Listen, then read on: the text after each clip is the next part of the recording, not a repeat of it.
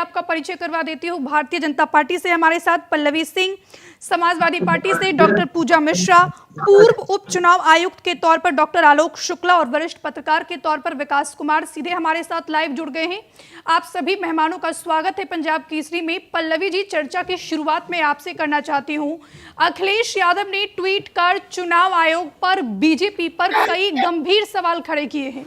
उनका कहना है कि फॉर्म 7 का धड़ल्ले से दुरुपयोग किया जा रहा है और सबसे बड़ी मात्रा में सबसे ज्यादा वोट जो है वो पीडीए समाज के काटे जा रहे हैं।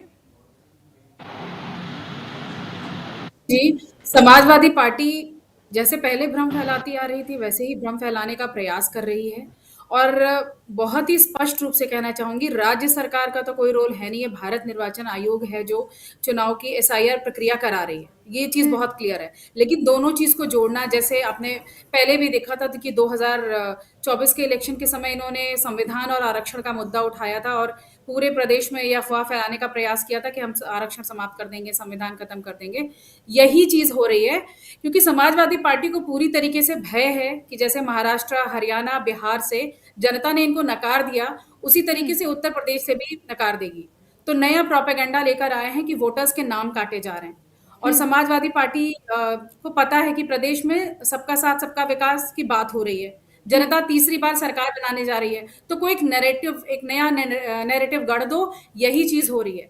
यहाँ पे जितने भी जो घुसपैठी है, जो इनके, मैं बोलूंगी सब्सटेंशियल वोटर, इनके कोर वोटर हैं और जो दंगा भी करने में इनका साथ देते थे पूरी तरीके से, इनकी जड़ें जो है पूरी तरीके से उत्तर प्रदेश में अंदर तक मजबूत हो चुकी हैं और लेकिन इनको जो पल्लवी है जी, हटाना भले ही नरेंद्र जी। कश्यप हो या फिर योगी आदित्यनाथ जी हो, आप भले कह रही हैं कि एसआईआर जो है चुनाव आयोग का विषय है, लेकिन अखिलेश यादव कह रहे हैं कि चुनाव आयोग और बीजेपी में तो कोई अंतर नहीं है, दोनों एक ही थाली के चट्टे बट्टे हैं। रिद्धि जी, चुनाव आयोग संवैधानिक संस्था है और हम राजनीतिक पार्टी हैं, तो राजनीतिक पार्टियां अपना काम करें, संवैधानिक संस्था जो है वो अपना काम करे। दोनों को मिक्स करना ये कहां तक सही है? ठीक है, वही मैंने आपसे बोला ना कि देखिए जो नाम कट रहे हैं, जो भी कोई ऐसा अभी हलफनामा अभी तक नहीं आया है जिसका एक्चुअल में नाम कटा हो। ऐसा कोई हलफनामा भी सामने नहीं आया है। जो नाम कटे हैं, घुसपैठियों के नाम कटे हैं, ऐसे लोगों के नाम कटे हैं जो अवैध रूप से प्रदेश में रह रहे थे, जाने कब से रह रहे थे, वो अच्छी खासी वो नौकरियां भी कर रहे हैं, सेटल्ड है, वेल सेटल्ड है। तो बिल्कुल ऐसे लोग तो हटाए ही जाएंगे और घुसपैठिए ही समाजवादी पार्टी के कोर वोटर है। ठीक है, पूजा जी वो कह रही है कि घुसपैठिए ही समाजवादी पार्टी की कोर वोटर है और योगी आदित्यनाथ से लेकर नरेंद्र कश्यप और पल्लवी जी भी कह रही हैं कि जो एसआईआर है वो सरकार का नहीं बल्कि चुनाव आयोग का विषय है। आपको नमस्कार, साथी दोस्तों को भी नमस्कार मेरा। हाँ, ये तो हम शुरुआत से कहते थे ना कि चुनाव आयोग का विषय है, पर भाजपा उनकी प्रवक्ता बनकर के आ जाती थी। और अगर चुनाव आयोग और भाजपा में फर्क है तो फिर जो है रीति जी, एक ही बात के लिए विपक्ष को चुनाव आयोग कहता है कि आप जो है एफिडेविट दीजिए, उसी चीज के लिए चुनाव आयोग भाजपा को नहीं कहता है। और भाजपा के साथ में पता नहीं कौन सा साठगांठ चल रहा है। भाजपा की प्रवक्ता ने कहा कि घुसपैठियों को, क्या चुनाव आयोग ने कहा क्या कि घुसपैठियां निकाला है उन्होंने? घुसपैठियों के लिस्ट जारी की हुई है क्या? पर भाजपा जो है, भाजपा के प्रवक्ता के पास में ज्यादा इंफॉर्मेशन हो रखी है और कह रहे हैं घुसपैठियां। और इन्होंने कहा कि क्या अभी तक किसी ने अपने नाम को लेकर के कोई आपत्ति दर्ज कराई क्या? आपको शायद जानकारी नहीं है कि एफआईआर दर्ज हुए हैं। फॉर्म 7 को प्रेशराइज किया जा रहा था बीएलओ को कि आप साइन करिए, बीएलओ ने साइन करने से मना कर दिया। तो मेरठ के बीएलओ के पति को, दोनों को पीटा गया हुआ है आपके कार्यकर्ताओं द्वारा। आपके मंडल की कार्यकर्ता के ऊपर में एफआईआर दर्ज हुई है। और ऐसे शायद आप लोग, आपको या तो आप आंखें बंद कर लेते हैं या आपको लगता है नहीं कि ये सारी चीजें होनी ही चाहिए क्योंकि आप चाहते हैं कि संविधान के अकॉर्डिंग कोई भी कार्य ना हो। यहाँ पर जी, तो लग रहा है पूजा जी की आवाज चली गई है। लेकिन यहाँ पर अगर आलोक जी, इस सर मैं आपसे समझना चाहूंगी, फॉर्म 7 को लेकर जो लगातार विवाद छिड़ा हुआ है, अखिलेश यादव कह रहे हैं कि जब एसआईआर की एक्सरसाइज हो गई है तो फॉर्म 7 की क्या जरूरत है? अखिलेश यादव के इन तमाम आरोपों को आप कैसे देखते हैं? देखिए रिद्धि जी, ऐसा है कि फॉर्म 7 होता है नाम काटने का आवेदन की कोई व्यक्ति आवेदन देता है कि मैं इस पुलिस स्टेशन में हूँ, इस मतदान केंद्र में मेरा नाम है और ये फला फला व्यक्ति जिनका नाम इस मतदान केंद्र में भरा हुआ है वो मतदाता बनने के योग्य नहीं है, उनका नाम काटा जाए। अब उसके बाद उसकी प्रक्रिया होती है, ऐसा नहीं है कि किसी ने फॉर्म भर दिया तो तुरंत नाम कट जाएगा। उसके बाद संबंधित को नोटिस जारी होगा, उनको सुनवाई का अवसर मिलेगा और सुनवाई का अवसर मिलने के बाद बाकायदा उस पर एक आदेश पारित किया जाएगा ईआरओ के द्वारा। और ये जो आदेश होता है ये अपीलेबल ऑर्डर होता है, उसकी अपील भी की जा सकती है जिला निर्वाचन अधिकारी को, और जिला निर्वाचन अधिकारी के बाद अगर मान लीजिए उससे भी वो संतुष्ट नहीं है तो जो राज्य के मुख्य निर्वाचन पदाधिकारी हैं उनके पास अपील की जा सकती है। तो ये तो प्रक्रिया की बात है। अब जहां तक सवाल इस बात का है कि फॉर्म 7 भरने की आवश्यकता है कि नहीं, तो एक बात तो तय है कि जब एसआईआर किया गया और सर्वे किया गया घर घर का, तो उसमें ऑटोमेटिकली वो सारे नाम लगभग बताया जा रहा है कि 1,80,00,000 नाम जो है वो ड्रॉप हुए हैं क्योंकि वो वहां पर नहीं मिले। तो अगर उसके बाद भी फॉर्म 7 भरने की जरूरत पड़ रही है तो इससे इतना तो सिद्ध है कि ऐसे बहुत सारे लोग हैं जिनको कि निर्वाचन आयोग अपने सर्वे में छांट नहीं पाया। तो ये सर्वे पर भी एक प्रश्न चिन्ह खड़ा करता है कि भाई अब फॉर्म 7 भरने की आवश्यकता क्यों पड़ रही है, उनके नाम तो कट जाने चाहिए थे एसआईआर सही में। बात है। तो ये दोनों बातें जो है इनको बीच में रख के देखना पड़ेगा। और ये तो है, सुप्रीम कोर्ट में भी कहा गया है कि पॉलिटिकल पार्टीज को, राजनीतिक पार्टियों को भी एक जिम्मेदारी निभानी चाहिए और उनके जो बूथ लेवल एजेंट्स हैं उनको देखना चाहिए कि कोई गलत नाम कट ना जाए और कोई गलत नाम छूट ना जाए। ठीक है विकास जी, क्या माना जाए कि 2027 के विधानसभा चुनाव में उत्तर प्रदेश में विपक्षी पार्टियों की तरफ से सबसे बड़ा मुद्दा एसआईआर को ही बनाया जाएगा? नहीं, देखिए 2027 तो अभी दूर है, लेकिन एसआईआर का मुद्दा तो है। और उसमें जो फॉर्म 7 के बारे में आलोक सर ने जो बताया, उनसे बड़ा एक्सपर्ट तो पैनल में कोई नहीं है। और उनके पास जो अनुभव है चुनाव आयोग के बारे में, कार्यशैली के बारे में, उन्होंने बता दिया कि जब एसआईआर हो गया तो फिर फॉर्म 7 क्यों। तो सबसे ज्यादा विश्वास तो हमें आलोक सर के बयान पर करना चाहिए। और उसके बारे में अब देखिए कई ऐसे मामले आ रहे हैं सामने जिस पर सवाल उठाए जाने चाहिए। जैसे बदायूं में भी देखिए जो मेरे पास सूचना है कि शेखपुरा गांव की एक नाजिमा है, उनका नाम काटने के लिए भगवान सिंह ने एक एप्लीकेशन दिया फॉर्म 7 के तहत। और भगवान सिंह कौन है, ये जानकारी हाँ, ये अब मैं बता रहा हूँ। जी। यही भगवान सिंह ने जैनुल आबदीन खान का भी नाम हटाने के लिए दाखिल किया है फॉर्म 7। और अब बताइए कि ये भगवान सिंह को इतना इंटरेस्ट क्यों है। और जब भगवान सिंह के फोन नंबर पे, जो आवेदन पे फोन नंबर दिया जाता है, उस पे कॉल हो रहा है तो उठा नहीं रहा है। इसी तरह बदायूं के दातागंज विधानसभा में नासुरुद्दीन का वोट काटने का आवेदन जो है विजय कुमार सिंह ने दिया है। अब ये विजय कुमार सिंह जो है बीजेपी के विधानसभा संयोजक हैं और उनका ये कहना है कि उन्हें पार्टी के तरफ से कुछ फॉर्म मिला और उसने साइन करके दे दिया, वो निजी तौर पे नासुरुद्दीन को नहीं जानते। मेरा मानना है कि इसमें, और इसी तरह है 86 फॉर्म 7 जो है शिकायत हुई है सिद्धार्थनगर में, और सब के सब मुस्लिम हैं। मतलब बेचारे जो मुस्लिम वोटर्स हैं, मैं जो भी वोटर्स है, देखिए मैं उनको धर्म के नाम पे नहीं बांट रहा हूँ, लेकिन हमारे संविधान में सबको बराबर नागरिकता का अधिकार मिला है। क्यों एक ही समूह के नाम काटने के लिए फॉर्म 7 में डाला जा रहा है, इसका जवाब जो है जरूर देना चाहिए। और इसमें धर्मेंद्र मौर्य नाम के व्यक्ति का नाम आ रहा है जिसने 86 फॉर्म सबमिट किए हैं। और धर्मेंद्र मौर्य का भी कहना है कि उसे ये फॉर्म मिला था और उसने सबमिट कर दिया। तो देखिए, अगर अखिलेश जी ये शिकायत कर रहे हैं तो पश्चिम बंगाल में जो कार्रवाई भी, वो भी स्वागत योग्य है कि जो गलत अधिकारी कर रहे थे उस पर एक्शन हुआ। लेकिन क्या वही एक्शन यूपी में होगा? क्योंकि जिलाधिकारियों के पास ये रिपोर्ट गई है, शिकायतें दर्ज की गई हैं। तो जो गलत तरीके से वाजिब नागरिकों का वोट काट रहे हैं या कटवा रहे हैं, आखिर वो किस एजेंसी के थ्रू ये सारा कुछ हो रहा है, किस ग्रुप के थ्रू ये सारा कुछ हो रहा है, जब तक इसकी निष्पक्ष जांच नहीं होगी पता कैसे चलेगा। तो अखिलेश यादव जी के सवाल बिल्कुल सही हैं और आलोक सर ने बहुत ही बड़ी बात कह दी कि जब एसआईआर हो गया तो फिर फॉर्म 7 क्यों। बिल्कुल, और यही सवाल तो अखिलेश यादव भी पूछ रहे हैं कि जब एसआईआर की एक्सरसाइज हो गई है तो फिर फॉर्म 7 की क्या जरूरत है। बिल्कुल, और ये जो 86 फॉर्म धर्मेंद्र मौर्य ने सबमिट किए, तो बीएलओ या नहीं बता पा रहे कि ये धर्मेंद्र मौर्य कौन है, कहां से आ गया धर्मेंद्र मौर्य जिसने 86 लोगों के वोटर लिस्ट से नाम हटाने का आवेदन दिया है फॉर्म 7 के तहत। ये बीएलओ को नहीं पता है। पल्लवी जी से जवाब ले लेती हूँ। पल्लवी जी, क्या आपके पास जानकारी है कि ये धर्मेंद्र मौर्य और एक दो नाम विकास जी और भी गिनवाए, ये सारे लोग जो है फॉर्म 7 लेके घूम रहे हैं, कौन है ये लोग? देखिए रिद्धि जी, बिल्कुल जानकारी नहीं है। और जहां पे भी है, देखिए चुनाव आयोग ने भी ये चीज स्पष्ट किया है। जैसे मैंने पहले कहा कि ये संवैधानिक संस्था है। चुनाव आयोग ने स्पष्ट किया है एक व्यक्ति एक ही फॉर्म भर सकता है, और यदि किसी को आपत्ति है तो वो अपनी आपत्ति भी दर्ज कर सकता है, एफआईआर भी करा सकता है। इस चीजों के लिए चुनाव आयोग ने खुद ही क्लियर किया है। तो वो जिसको भी आपत्ति है वो करा सकता है। उसकी कोई आधिकारिक एफआईआर भी आई नहीं है, जिस बारे में अभी बात कर रहे थे विकास जी, उस बारे में कोई आधिकारिक एफआईआर भी नहीं आई है। तो बिल्कुल इस चीज को देखिए, चुनाव आयोग ने बोला है कि स्पष्ट तरीके से, और जो इसमें यदि अधिकारी भी लिप्त पाए जाएंगे उनको पकड़ा जाएगा। देखिए, यदि उत्तर प्रदेश की बात की जाए, यहाँ पे निष्पक्ष तरीके से चीजें होती हैं। यहाँ पे ऐसा नहीं होता है कि किसी ने कोई गलती की, चाहे वो अधिकारी हो, इवन बीजेपी के नेता भी अगर गलतियां करते हैं तो उनको योगी सरकार बख्शती नहीं है। ये चीज बहुत ही क्लियर है। तो ये आपने धर्मेंद्र पास्ट मौर्य एग्जाम्पल्स भी जिसका देखे होंगे। जिक्र कर रहे हैं विकास जी, इनके खिलाफ एफआईआर कौन करेगा, कौन करवाएगा?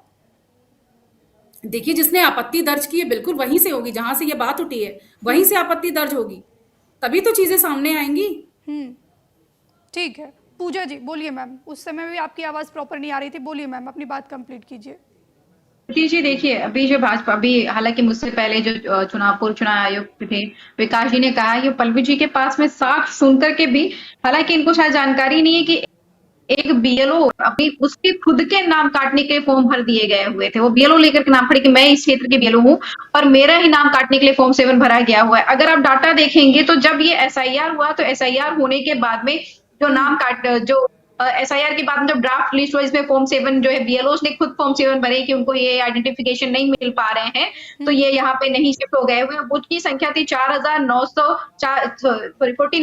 लगभग जो है उसकी संख्या थी। पर वहीं पर जो है जब ये अज्ञात लोगों की भरी गई, जो अज्ञात लोगों ने भरा हुआ है फॉर्म 7, वो आपका निकल करके आता है 1,00,000 लगभग 30,000, 1,30,000 फॉर्म 7 ये बीएलओ के अतिरिक्त अज्ञात द्वारा भरा गया हुआ है। और ये अज्ञात को, इनको खुद को आइडेंटिफाई नहीं करना है कि ये उसी क्षेत्र के हैं कि नहीं है, और ये फॉर्म भर सकते हैं। भाजपा के विधायक के यहाँ भी 7 फॉर्म जो है वितरण किया जा रहा था, इनके यहाँ पे चल रहा है।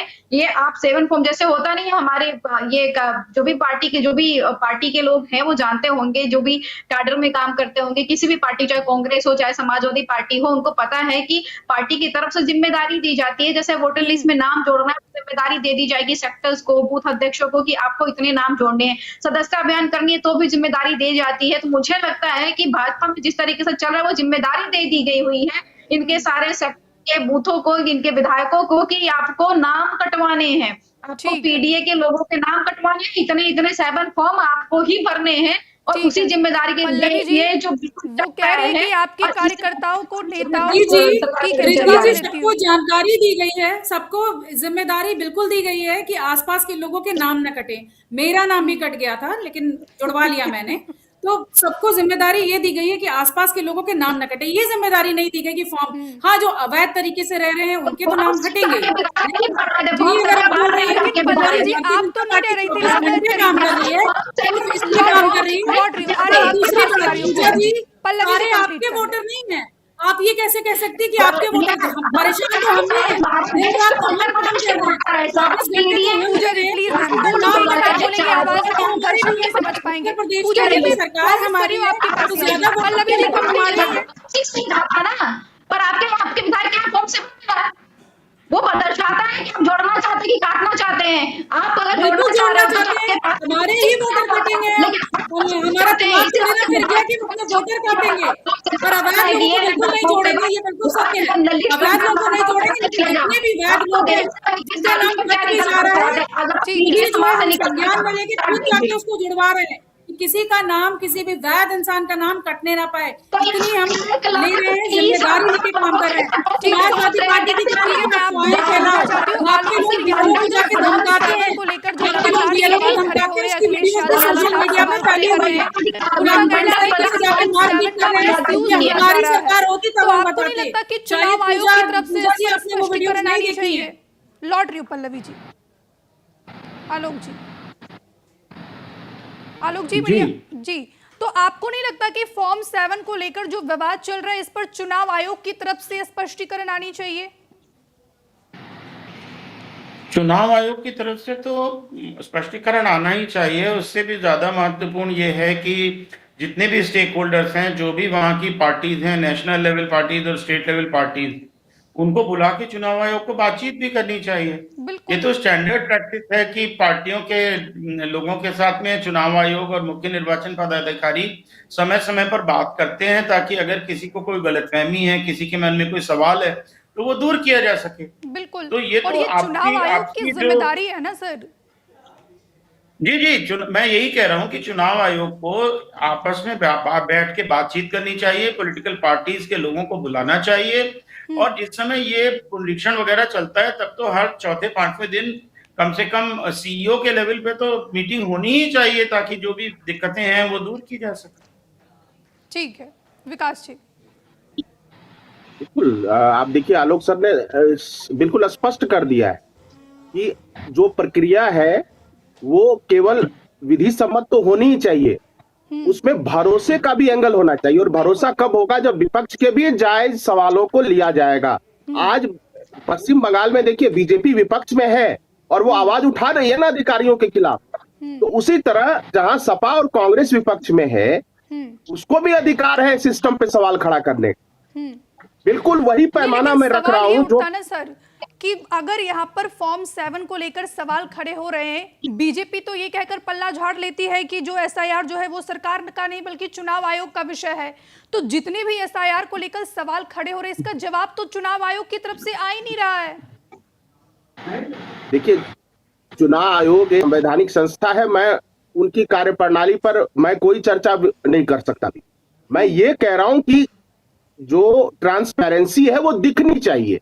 जैसे पश्चिम बंगाल में दिखी कि अधिकारी ने कोई गड़बड़ी की तो उनको निलंबित किया गया चुनाव आयोग की तरफ से, तो उसी तरह अगर उत्तर प्रदेश में विपक्ष के लोग सवाल उठा रहे हैं तो उस पे चुनाव आयोग कब कार्रवाई करेगी या कोई मीटिंग रख के उनके आशंकाओं का समाधान करेगी जो विपक्ष के नेता है। बस मैं ये कह रहा हूं कि ट्रांसपेरेंसी होनी भी चाहिए और दिखनी भी चाहिए। और आशंकाएं, डाउट्स, जैसे बीजेपी को संदेह है पश्चिम बंगाल प्रशासन पर, क्या उसी तरह सपा और कांग्रेस को जहां भी विपक्ष में है उस पर संदेह नहीं करना चाहिए?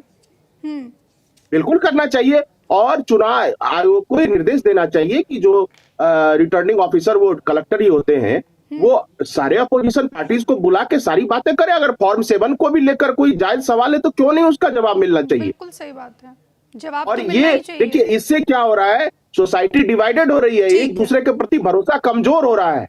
और लोकतंत्र का मूल अर्थ क्या है कि हम विवाद को संवाद के जरिए समाधान करें। संवाद, डायलॉग, तो वो डायलॉग ही मिसिंग है। अब वो डायलॉग तो होना चाहिए। बिल्कुल ठीक है, इंतजार है कि चुनाव आयोग जो फॉर्म 7 को लेकर जो लगातार बवाल छिड़ा हुआ है उत्तर प्रदेश में, चुनाव आयोग कब उस पर जवाब देता है। लेकिन पल्लवी जी, अखिलेश यादव ये भी कह रहे हैं कि फॉर्म 7 के दुरुपयोग के जरिए समाजवादी पार्टी के जो समर्थक हैं उनका वोट काटा जा रहा है। लेकिन अपने पीडीए के वोट के अधिकार की लड़ाई पीडीए कयामत तक लड़ेंगे, क्योंकि वोट छिना तो सब छिन जाएगा। रिद्धि जी देखिए, किसी का वोट नहीं काटा जा रहा। और जैसे कि अभी विकास जी ने भी कहा कि बिल्कुल इसको आप चुनाव आयोग के पास लेकर जाइए। अगर आपको कहीं भी आपत्ति है, चुनाव आयोग भी ये चीज़ बोल चुका है कि अगर आपको कोई आपत्ति है आप उसे दर्ज करा सकते हैं। तो ये चीज़ के लिए तो चुनाव आयोग ने ओपन किया। अब इसकी जिम्मेदारी भारतीय जनता पार्टी कैसे ले सकती है? हम, और आप वोटर की बात कर रहे हो कि वोटर्स के नाम कट रहे हैं। देखिए, हम ये जिम्मेदारी ले रहे हैं कि जितने भी वैध लोग हैं किसी का नाम ना कटे। हम तो 24 घंटे काम कर रहे हैं, इसीलिए काम कर रहे हैं। पूरे हर जगह, हर डिवीजन को, हर वार्ड को डिवाइड करके रखा है, कहीं भी किसी का नाम ना कटे। और तो ये चीज जो है, बिल्कुल समाजवादी पार्टी को यदि लगता है तो अपनी बात को लेके जाए। चुनाव आयोग तो बोल रहा है, तो जाइए आप अपनी बात कहिए। यदि आपको कोई आपत्ति है तो ये तो कहीं नहीं कहा गया ना कि विपक्ष अपनी आपत्ति नहीं दर्ज करा सकता, ये तो कहा नहीं गया है। ठीक है, पल्लवी जी कह तो रही है इसमें बीजेपी आपको आपत्ति है, आप चुनाव आयोग के पास लेकर जाइए। भारतीय जनता पार्टी उसमें क्या कर सकती है? बीजेपी इसमें क्या कर सकती है? आपको आपत्ति है तो आप चुनाव आयोग के पास जाइए। रिद्धि जी चुनाव आयोग के पास ही तो जा रहे हैं। आप बता दीजिए समाजवादी पार्टी का एक भी जो है वक्तव्य ऐसा निकल करके आया हो कि नहीं वो चुनाव आयोग से नहीं कह रहा। हम चुनाव आयोग से ही तो कह रहे हैं कि आप भाजपा के साथ साठगांठ कर रखे हुए हैं। हम चुनाव आयोग से तो कह बिल्कुल रहे यही हैं कि बात भाजपा है। के अरे आप साथ लोग तो ये फॉर्म बोलते सेवन हैं, भर रहे कई हैं। डिबेट्स में हम ये बोलते हैं कि आप भाजपा के भारतीय विधायक जनता फॉर्म पार्टी सेवन भर रहे हैं। चुनाव ऑफिस में बैठ के बता रहे चुनाव हैं कि आयोग काम कर रहा है, ऐसे ऐसे स्टेटमेंट्स आप दे रहे हैं और आज आप अपनी पार्टी पे लड़ रहे हैं। आप तो यही बोलते हैं कि भारतीय जनता पार्टी सब कुछ कर रही लौट रही हूँ है। मैम, लौट आपके रही हूँ। हिसाब से जितनी पूजा भी जी कंप्लीट संवैधानिक कर ले, संस्थाएं हैं, लौट रही हूँ वो सब पल्लवी जी। भारतीय जनता पार्टी के हिसाब से चलती है हमेशा से। आप ऐसी बात कैसे पलट सकते हैं? आप लोग तो हमेशा यही बात बोलते हैं। दो लोग एक साथ बोले भारतीय इतना जनता नहीं समझ पार्टी पाएंगे। भारतीय पल्लवी जी जनता पार्टी प्लीज कर रही मैम, मैं है। आपको मौका दूंगी। पूजा जी कंप्लीट कर ले, बोलिए। रिद्धि जी, हमने बार बार चुनाव आयोग को कंप्लेंट किया। जितनी हमारे कंप्लेंट, मुझे लगता है अगर पॉलिटिकल पार्टी में पार्टीज को देखा जाए, साफ के साथ में रिटन तरीके से, मेल के तरीके से, पोस्ट के तरीके से, वर्बली, प्रेस कॉन्फ्रेंस द्वारा हर माध्यम से चुनाव आयोग में कंप्लेंट करने का अगर किसी ने कार्य किया है तो वो समाजवादी पार्टी ने किया हुआ है। समाजवादी पार्टी ने नाम सहित, हम बूथ संख्याओं के सहित, संभल में जो बूथ संख्या 333 से लेते हुए जहां पे जिनके नाम कटे हुए उन नाम जबरदस्ती काटे गए हैं, जिनके फॉर्म 7 भरे गए हैं, बीएलओ से फोर्स करके साइन कराए गए हैं, उनके वीडियो के सहित आप चाहे तो आपके चैनल को भी दे सकते हैं। हमने कंप्लेंट्स की हुई हैं। परेशानी तो यहाँ पे हो जाती है रिद्धि जी कि हमारा चुनाव आयोग पता के तरीके से बिहेव कर रहा है। हम यूं ही नहीं चलेंगे चुनाव आयोग के लिए काफन, क्योंकि चुनाव आयोग ऐसे बिहेव करता चला आ रहा है। अगर आप देखेंगे तो जो है वही पर कन्नौज के विधायक होते हैं भाजपा के, वो कह रहे थे धांधली हुई है, उनसे एफिडेविट नहीं मांगा जाता है, पर राहुल गांधी जी से मांग लिया जाता है। हमसे क्यों मांगा जाता है? क्योंकि समाजवादी पार्टी ने जितने भी कंप्लेंट्स किए हैं, सोशल मीडिया पे भी आप देखिएगा हमारे टैग के साथ में विथ कंप्लेन की, हाँ ये है, और हमारे बूथ जो हमने अपना ब्यूरो पूजा जी आप कह रही है कि विथ करते प्रूफ हैं। जो है समाजवादी पार्टी के कार्यकर्ता जो पीडीए प्रहरी हैं आपके, वो आप जो है विथ प्रूफ जाकर शिकायत करते हैं, तो जो चुनाव आयोग के अफसर हैं वो क्या कहते हैं आपको? कोई जवाब नहीं आता, कोई जवाब नहीं आता। एक चुनाव आयोग, एक हम तो बार-बार आपको कंप्लेंट दिखाते हैं ना, आप हमारे सोशल मीडिया पे चले जाएंगे तो आपको हमारे कंप्लेंट की जो है फोटो कॉपीज भरी पड़ी मिल जाएंगी। हम सोशल मीडिया, आप देखते होंगे माननीय राष्ट्रीय अध्यक्ष खुद जो चुनाव आयोग को टैग करके करते रहते हैं ना। आप एक एक्सपोस्ट का रिप्लाई बता दीजिए, एक जो है डॉक्यूमेंटेशन का रिप्लाई बता दीजिए जो चुनाव आयोग ने हमें दिया हो। चुनाव आयोग ने रिद्धि जी हमें कोई रिप्लाई नहीं दिया हुआ। हमारा आपको दिखेगा कि एक तरफ से कंप्लेंट किए जा रहा है, साथ के साथ में कभी वीडियो कंप्लेंट, जबकि वो स्वतः संज्ञान ले सकता है चुनाव आयोग। यहाँ तो कंप्लेंट की जा रही है, उसके बावजूद भी चुनाव आयोग जो है संज्ञान नहीं ले रहा है। अब तो ये चुनाव प्रश्न आयोग उठता है। संज्ञान ही नहीं ले रहा है तो फिर आपका अगला कदम क्या होगा? हम जिस तरीके से लड़ रहे हैं हम लड़ते रहेंगे। हम इससे पहले भी 2024 में आपको ध्यान होगा, बाई इलेक्शन के टाइम में भी आपको ध्यान होगा कि समाजवादी पार्टी की जब कंप्लेन को नहीं सुन रहा था चुनाव आयोग, तो माननीय राष्ट्रीय अध्यक्ष जी ने जैसे ही प्रेस कॉन्फ्रेंस की, हम लड़ाई पूरे हद तक लड़ेंगे, कयामत तक लड़ेंगे, जैसे ही प्रेस कॉन्फ्रेंस की तो ऑन ड्यूटी पुलिसों को जो है उस दिन निलंबित किया गया, वोटिंग के दिन निलंबित किया गया। ये पैसा देख और प्रेरक सुप्रीम मिलता है, मतलब क्या चल रहा था? सर मैं एक आपसे सीधा सवाल पूछना चाहती हूँ, लड़ेंगे। लौट रही हूँ पूजा जी। सर मैं एक आपसे डायरेक्ट सवाल पूछना चाहती हूँ। विपक्ष जो आरोप लगाता है कि चुनाव आयोग जो है बीजेपी के दबाव में, यानी कि सत्ता पक्ष के दबाव में काम करती है। सर आप भी पूर्व उपचुनाव आयुक्त रह चुके हैं, क्या आपको लगता है कि चुनाव आयोग सत्ता पक्ष के दबाव में काम करती है? देखिए, चुनाव आयोग एक संवैधानिक संस्था है, सभी लोग ये बात कह रहे हैं, और चुनाव आयोग को ऐसा बनाया गया है कि उसके ऊपर न तो सरकार का न किसी अन्य का कोई भी किसी भी किस्म का दबाव हो। तो इसलिए चुनाव आयोग से यही अपेक्षा की जाती है कि वो किसी के भी दबाव में काम ना करे। आमतौर पर होता भी ऐसा ही है, लेकिन हमको एक बात तो समझनी मतलब होगी आप ये कि कहना चाह रहे हैं कि चुनाव आयोग एक संवैधानिक संस्था है, वो निष्पक्ष काम करती है? मैं ये कहना चाह रहा हूं कि चुनाव आयोग को निष्पक्ष काम करने से कोई भी रोक नहीं है, बल्कि उनको संविधान और देश के कानून ने ये सारे अधिकार दिए हुए हैं कि वो निष्पक्ष काम कर सके। अब जो दूसरी महत्वपूर्ण चीज है वो ये है कि हमको प्रजातंत्र में जो कहा जाता है ना कि न केवल निष्पक्ष होना चाहिए बल्कि निष्पक्ष दिखाई भी पड़ना चाहिए। तो चुनाव आयोग को अपनी निष्पक्षता सिद्ध करने के लिए ये जरूरी है कि वो सभी पक्षों की बात को सुने, सभी पक्षों को पूरी पारदर्शिता के साथ उत्तर दे और पब्लिक में उत्तर दे। चुनाव आयोग को समय समय पर प्रेस कॉन्फ्रेंस भी करता है, आगे भी करना चाहिए, और अगर ऐसी कोई बड़ी चीज आती है तो प्रेस कॉन्फ्रेंस के द्वारा उनको आम लोगों के बीच में अपनी सारी बातों को रखना भी चाहिए, तब वो पारदर्शिता और निष्पक्षता दिखाई पड़ेगी। तो पारदर्शिता के लिए कोई ये नहीं है, दिखाई पड़ना चाहिए, बिल्कुल ये महत्वपूर्ण है। बिल्कुल। विकास जी, यहाँ पर तो देखिए ना, जो आलोक जी भी कह रहे हैं कि चुनाव आयोग की निष्पक्षता और पारदर्शिता दिखाई पड़नी चाहिए। और एसआईआर की बात की जाए तो एसआईआर को लेकर अगर लोकतांत्रिक प्रक्रिया में जब सवाल खड़े होते हैं तो कुछ जनता में भी एक अलग ही भ्रम की स्थिति पैदा होती है। पूजा जी कह रही है कि हमने सैकड़ों शिकायत कर डाला चुनाव आयोग के सामने, लेकिन चुनाव आयोग जो है जवाबदेही नहीं तय करता, चुनाव आयोग कोई प्रॉपर रिस्पॉन्स ही नहीं देता है। देखिए बिल्कुल दो तरह का इसमें ऑप्शन है। एक तो देखिए कि जो चुनाव आयोग के हेडक्वार्टर से कोई प्रेस कॉन्फ्रेंस होता है वो अपनी जगह पर ठीक है, लेकिन प्रॉब्लम क्या है, लोकल है, किसी विधानसभा का है, किसी पोलिंग बूथ का है, या 10 पोलिंग बूथ के हैं, तो वो जो डीएम है वही रिटर्निंग ऑफिसर होते हैं उस जिले के। तो स्वाभाविक है कि उनको मीटिंग करनी चाहिए। पहली बात, एक तो समस्या का समय पर पहचान होनी चाहिए कि हाँ यहाँ पे ये फॉर्म 7 का मिसयूज हो रहा है। अगर एक बार डीएम मीटिंग में बुला के सारे अपोजिशन पार्टी और सत्ताधारी दल को भी बिठा के कह देंगे, केवल किसी भी जिले के कलेक्टर जहां ये शिकायत आ रही है कि जो भी शिकायत है सीधे डीएम को दिया जाए और उन सभी शिकायतों का निवारण किया जाएगा, और जो भी फॉर्म 7 में गलत इंफॉर्मेशन भर के जानबूझ के किसी वैध नागरिक का वोट कटवा रहा है उसको सजा, जो प्रावधान है 1 साल का शायद प्रावधान है सजा का, वो दिया जाएगा। देखिए 24 घंटे में विपक्ष भी स्वागत करेगा। तो वैसी मीटिंग की खबर हमारे पास नहीं आई है, क्योंकि यूपी में हर जिले में पंजाब केसरी का रिपोर्टर है, बिहार में हर जिले में रिपोर्टर थे, तो बिहार में हर शिकायत का निवारण हो रहा था तो वो हम रिपोर्ट कर रहे थे। लेकिन मीटिंग की कोई सूचना नहीं आ रही कि इस दिन तय किया या सप्ताह में एक दिन ही तय कर लिया या संडे को ही बुला लिया अपने आवास पे भी। मान लो 6 दिन व्यस्त हैं डीएम साहब, लेकिन संडे को अपने आवास पर भी बुला लिया, सभी जिलाध्यक्षों को बुला लिया, 4-5 पार्टियां हैं उनके जिलाध्यक्ष आ गए, उनसे लिखित शिकायत भी ले ली और बता भी दिया कि इस पे एक्शन हो जाएगा 5-6 दिनों में।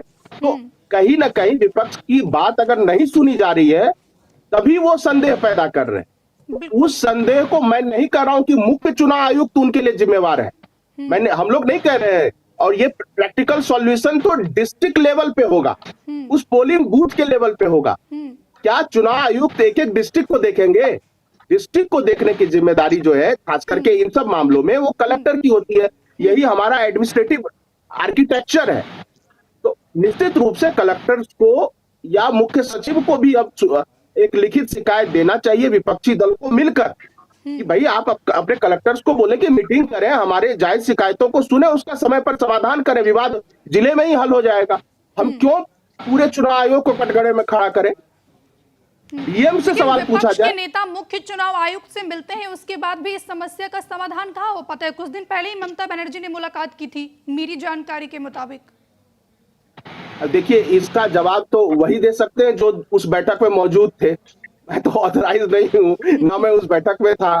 तो एक संवैधानिक संस्था है, उस पर हम लोग जो प्रश्न चिन्ह एक लिमिटेशन में हो सकता है वो खड़े कर रहे हैं।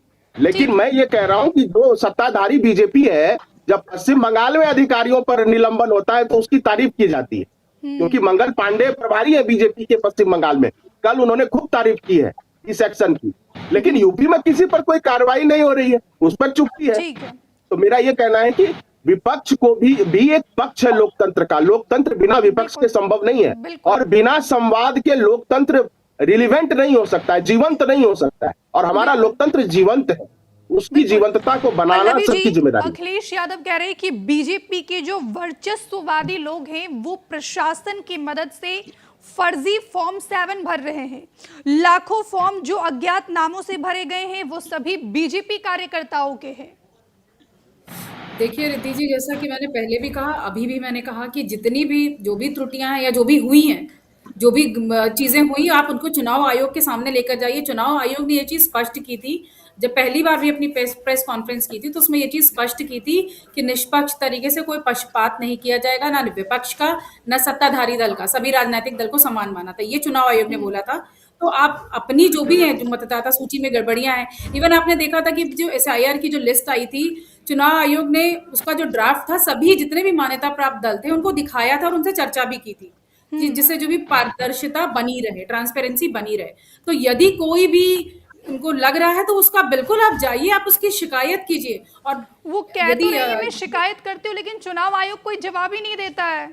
अब क्या करेंगे, वो कहाँ देखिए, आप जाएंगे? ये भारतीय जनता पार्टी के प्रवक्ता से आप पूछ रहे हैं कि चुनाव आयोग जवाब नहीं देता है, उसका जवाब मैं तो कैसे दे मैं सकती हूँ? मैं इसलिए चुनाव पूछ आयोग की रही हूँ ना, प्रवक्ता नहीं हूँ। क्योंकि अखिलेश यादव कह रहे हैं कि दोनों एक ही सिक्के के पहलू हैं, इसलिए बिल्कुल मैं गलत आपसे बात पूछ है, रही हूँ। बिल्कुल गलत बात है। अभी यही बात हो रही थी, कितनी बार ये चीज आपने देखा, डॉक्टर आलोक जी ने भी क्लियर की है कि दोनों ही अलग चीजें हैं, संवैधानिक संस्था है और भारतीय जनता पार्टी अलग है। तो दोनों चीजों को एक साथ कैसे मिक्स किया जा सकता है? ठीक है, पूजा जी वो कह रही है कि चुनाव आयोग एक संवैधानिक संस्था है, बीजेपी एक पॉलिटिकल पार्टी है, आप दोनों चीजों को एक साथ कैसे मिक्स कर सकते हैं?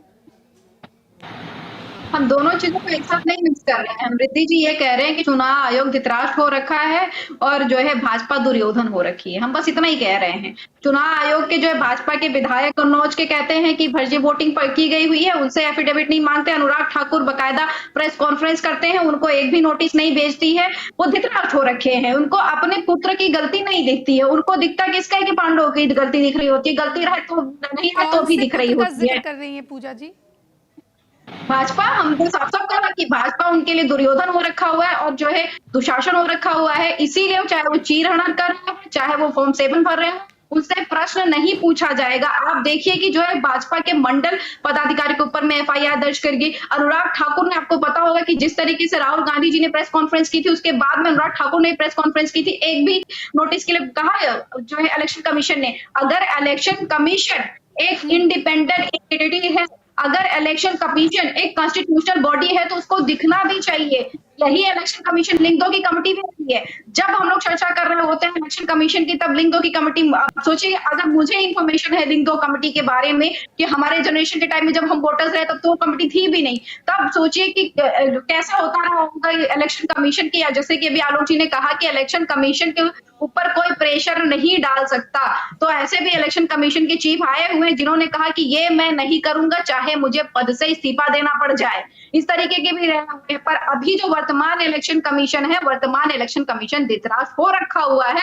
उसको लगता है कि जहां पे भाजपा सरकार विपक्ष में है वहां पर उनकी सुन लो, ठीक है। जहां पे वो सत्ता पक्ष में है वहां पर उनकी सुन लो, बाकी उनके लिए कोई भी जिम्मेदारी ऐसा लगता है बन ही नहीं रही है। क्योंकि लगातार प्रश्न करने के बाद, लगातार पत्राचार करने के बाद, आप सोचिए कि सोशल मीडिया से लेते हुए पत्राचार तक किया जा रहा है। और इलेक्शन कमीशन एक बार एक्शन ली हुई थी, वो भी आपको याद होगा रिद्धि जी, कि जब हमारे राष्ट्रीय अध्यक्ष जी इतना परेशान हो गए, उन्होंने वोटिंग के दिन तुरंत प्रेस कॉन्फ्रेंस बुला ली और उनको लगा कि नहीं अब परेशानी हो जाएगी, अब तो हमें जो है प्रशासन के ऊपर में एक्शन लेना ही पड़ेगा। तब जाकर के पुलिस कर्मियों का निलंबन किया गया था। वोटिंग जिस दिन वोटिंग हो रही थी उस दिन किया गया हुआ था। तो इलेक्शन कमीशन अगर भाजपा पक्ष ना ले तो आप भी हम कहेंगे अगर अलग एंटिटी है, सरकार की जिम्मेदारी निभाते हुए, पॉलिटिकल पार्टी की जिम्मेदारी निभाते हुए, ये भी इलेक्शन कमीशन के पास में कंप्लेंट्स लेकर के चले जाएगी। डिबेट में इन्होंने सुन ही लिया कहाँ कहाँ पे कौन कौन किस तरीके से फॉर्म भर रहा है। एक FIR जैसे कि 10 FIR 50 FIR विपक्ष कर रहा है, 2-4 FIR सत्ता पक्ष भी कर दे, इनकी भी जिम्मेदारी बनती है उत्तर प्रदेश के नागरिकों के लिए, प्रदेश के लोगों के लिए। पल्लवी जी सिर्फ एक लाइन में रिस्पॉन्ड कीजिए। वो कह रही कि 50 FIR जब विपक्षी पार्टियां करवा रही है तो 2-4 FIR आप भी करवा दीजिए। देखिए, जहां-जहां पे गलतियां पाई जा रही, मैंने आपको पहले भी कहा, हम उसको कर रहे हैं। वहां पे अपनी जितनी भी हमें जो करना है, हम अपनी तरफ से कर रहे हैं। पर हम उसका अफवाह पूरे प्रदेश में फैलाना, इस पे आके ट्विटर पे आके इस पे आके काम नहीं कर रहे हैं। चुनाव आयोग से जाके हम शिकायत कर रहे हैं यदि कहीं गड़बड़ी पाई जा रही है। इसका मतलब ये नहीं कि हम उसको लेकिन उसको आलोक वो कर सर रहे हैं यहाँ और पर फॉर्म वो 7 को और लेकर उसका जो वो विवाद अब एग्जाम्पल दे रहे हैं कुछ लगातार, भी। ठीक है पल्लवी जी, फॉर्म 7 को लेकर जो विवाद अब लगातार बढ़ता जा रहा है, इसका निराकरण कैसे होगा? देखिए, जो फॉर्म 7 भरे गए हैं उनका डिस्पोजल तो करना होगा, तो इसलिए उसमें जो जिनके भी नाम से फॉर्म 7 भरे गए हैं उनको नोटिस जारी होगा और जिन्होंने फॉर्म 7 भरा है उनके ऊपर ये जिम्मेदारी है कि वो आकर के ये बात सिद्ध करें, प्रमाण दें इस बात का कि भाई इसका नाम गलत जुड़ा हुआ, इसका नाम कटना चाहिए। और यदि वो इसको सिद्ध नहीं कर पाएंगे तो जैसा कि कहा गया था, विकास जी ने कहा था कि उनको सजा का प्रावधान भी है तो ऐसे लोगों के खिलाफ कुछ कार्रवाई भी चुनाव आयोग को करनी चाहिए। तो फॉर्म 7 यदि भर दिया गया है तो उसके लिए बहुत सारी प्रक्रिया है, और अगर कोई असंतुष्ट है तो उसको जिला निर्वाचन अधिकारी के सामने, जो जो जो यूपी में डीएम कहलाते हैं, उनके सामने अपील करने का अधिकार है, और उनसे भी अगर वो संतुष्ट नहीं है तो फिर राज्य स्तर पे मुख्य निर्वाचन अधिकारी के सामने भी अपील करने का प्रावधान है। और फिर भी कुछ नहीं है तो फिर हमारे न्यायालयों के दरवाजे तो खुले ही हुए हैं, हाई कोर्ट है, सुप्रीम कोर्ट है, प्रजातंत्र में ये सारी चीजें की जा सकती। बिल्कुल। और लेकिन ये भी तो सच्चाई है ना विकास जी कि एसआईआर को लेकर जो इतना बवाल छिड़ा हुआ है, अगर एसआईआर में इतनी खामियां होती तो सुप्रीम कोर्ट में लगातार इस पर बहस चल रही है, सुप्रीम कोर्ट ने तो अभी तक इस पर रोक नहीं लगाई ना। ये एसआईआर करवाना तो संवैधानिक अधिकार है चुनाव आयोग का। सुप्रीम कोर्ट ने कल भी पश्चिम बंगाल सरकार को फटकार लगाई है, क्योंकि जो लॉजिकल डिस्क्रिपेंसीज है उसको रुकवाने के लिए गए थे कोई याचिकाकर्ता, तो उसमें कहा कि जो चुनाव आयोग करेगी जो भी। देखिए, बस ये है कि जो भी फॉर्म 7 को लेकर जो शिकायत यूपी में आ रही है उसका समाधान होना चाहिए। मैं एक पॉइंट और याद दिला दूं कि जब ऑपरेशन सिंदूर शुरू हुआ था तब बहुत सारी ऐसी रिपोर्ट आई थी कि जो महिलाएं पाकिस्तान में जिन्होंने शादी कर ली वो यहीं रह रही हैं भारत में, और भारत के कई राज्यों में उनके बच्चे भारतीय नागरिक भी बने हुए हैं और सरकारी नौकरियां भी कर रहे हैं, पुलिस की भी सर्विसेज में है। तो वो नेशनल सिक्योरिटी के लिए भी थ्रेट है।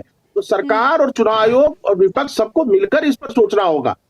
नागरिकता जो है एक बहुत ही संवेदनशील विषय है, और पश्चिम बंगाल और असम का मामला बिल्कुल अलग है।